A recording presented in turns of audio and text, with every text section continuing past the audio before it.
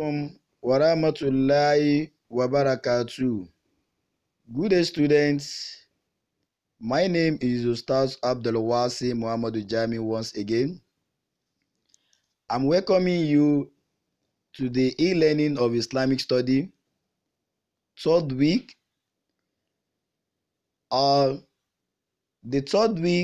topic of today's lecture is the brief history of Sheikh Uthman bin Fodio. We have many scholars in Islam. One of the scholars of Islam is Sheikh Uthman bin Fodio. Sheikh Uthman bin Fodio was a very popular scholar who has contributed immensely to the propagation of Islam with his knowledge and his effort. Sheikh Uthman bin Fodio was one of the sons of Fodio. His father is Fodio. Uthman's name Dan Fodio has become very famous. He also known as Ibn Fodio, Dan Fodio, or Usman bin Fudi. People call him Ibn Fodio, that is the son of Fodio, or Uthman bin Fudi. These are the two names that people normally call him during his era, during his time. Uthman bin Fodio has been told that he was very popular because of his dedication, because of the religion of understanding. He also earned for himself the following names.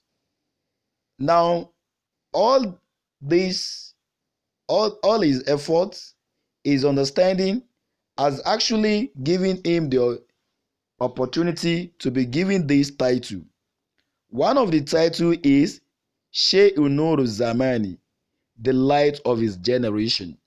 Shay'un Nur Zamani, the light of his generation. People call him the light of his generation. That is, when there is any difficulties in Islam or in any Islamic issue, if that issue is being brought to Uthman bin Fodio, Uthman bin Fodio will explain it to the extent that the person will understand. And that is why he's being called the light of his generation.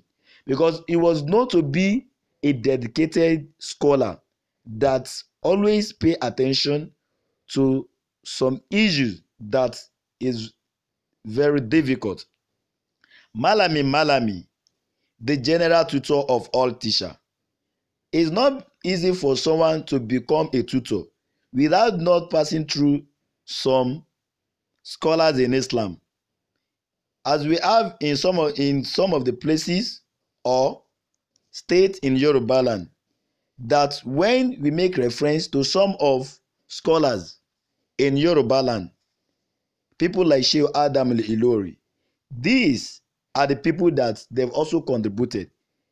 They were known because of their effort.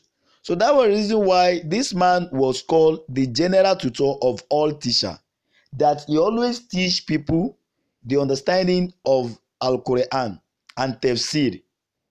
So Uthman bin Fodio has dedicated his effort, his understanding to the upbringing of many teachers during his era. Malami Abin Biya, the teacher who is worthy of emulation. He was also given this title because they've seen him as a role model. They've seen him as somebody that they can emulate. It's not all people that we can emulate. Somebody that does not have good character or good behavior, a student cannot emulate him. But because of his efforts, his understanding, the acquisition of knowledge and skills that actually assist the people, he has given those students the ability to emulate him as a role model. Uthman played a great part in spreading Islam. In doing this, he developed theories based on the teaching of Prophet Muhammad sallallahu alaihi wasallam. Uthman has contributed his effort, as we've been told, and he carried out research. And this research based on how do we simplify the issues some of difficulties in Islam. So that was the reason why he now developed theories. And this theory does not base on any other thing. It does not base on any principle. It does not base on mathematics. It does not base on English language, but it based on the tradition of the prophet. How can we use the tradition of the prophet to tackle the issue that is happening in our society? Some of the Sarakuna Hausa became converted to Islam as a result of Ottoman effort. It was because of this dedication and understanding of Islam has actually prompted one of the Sarakuna of Hausa to accept Islam. In the history of Islam, we are made to understand that when somebody decided to kill the prophet, but when he realized that Prophet Muhammad was a role model, and Surakatu accepted Islam because of what he has seen in the behavior of Prophet Muhammad. So it was as a result of this that this Sarakuna of Hausa also converted to Islam because of what he had seen in the behavior of Uthman bin Fodio. He taught most of the upright Malam to teach and preach about the Holy Quran to the masses. One of the hadiths of the prophet led us to understand that the best man among you is he who has decided, cultivated the habit of imparting knowledge to people. Uthman bin Fodio was able to impart knowledge to the Malam, those people that they have that ambition to become a great scholar. So he always teach them the religion of Al-Islam. It was unfortunately that after his attack by the Gobir, the army of Gobir, Uthman bin Fodio decided to settle down at a place called Sokoto, which later became the center of Islamic civilization after the eventual success of his jihad.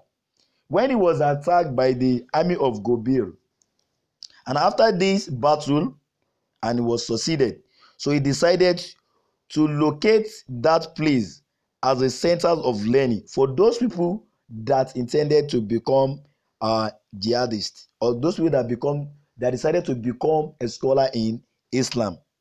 Now, haven't we digested the short history of Uthman bin Fodio? It is a must for us to look into the reason for his jihad. When someone is doing something, it is an incumbent on him or her to ask himself the reason why he's doing something. Uthman bin Fodio preached to whoever wished to hear him. He never directed his preaching to the Malam alone. His wonderful gift was his ability to use simple language to explain difficult text. Uthman bin Fodio dedicated his effort to spread Islam to all people dominated him, not only the Malam alone.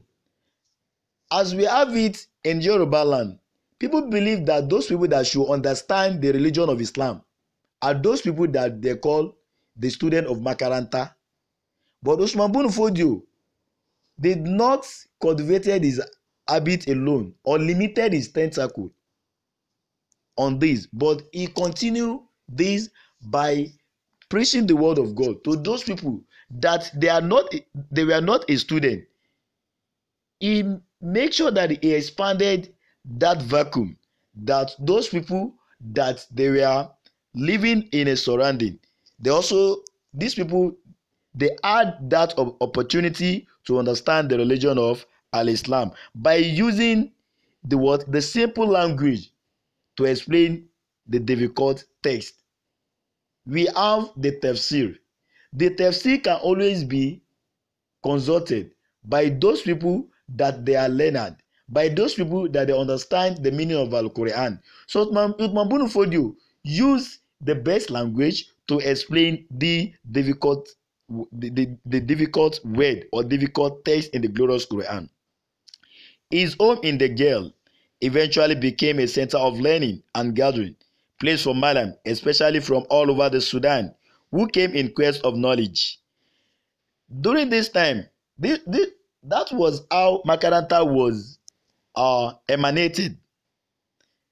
People normally used to visit him, and there was a place in the jail that Usman Bunu Fodio has located that place for a gathering of malams and other people that they were having difficulties about the religion of Al-Islam. So people normally come from a far distance like Sudan and some other places as well to have vast knowledge about Al-Quran.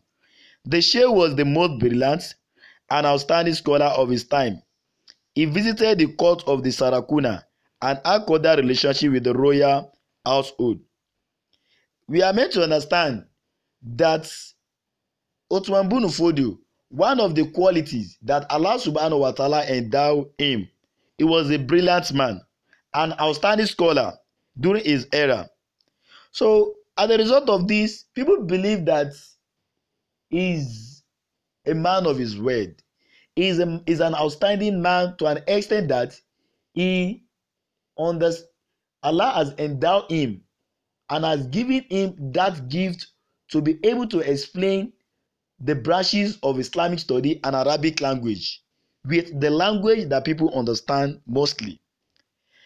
Then Uthman Bunu Fodio decided to pay a visit to the court of Sarakuna, the man that had accepted Islam as a result of his behavior, because he realized that Uthman Bunu Fodio was a role model.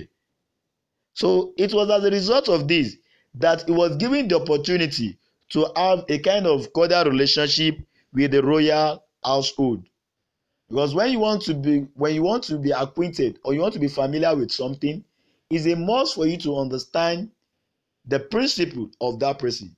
He knew and he understood the principle of the Sarakuna, and that was how they had a cordial relationship. This is the end of this lesson about Uthman Bunu Fodio. We've had the life history of Uthman Bunu Fodio, and as a Muslim, it's a must for us to practicalize what Uthman Bunu Fodio, what he has done, to make sure that it transforms our lives. And we should always impart knowledge to those people that are ready to learn, even though those people that they are not ready to learn, but we should be able to use the theories that has been discovered, that Uthman Bunu Fodio has discovered a theory, and this theory that was formulated by him has actually assisted him to simplify the Quran and Islamic study as well. This is the end of this lesson. Students, I want you to go through the note and make sure that you look into this note very well and understand those attributes of Uthman Bunu Fodio. Assalamu alaikum wa rahmatullahi wa barakatuh.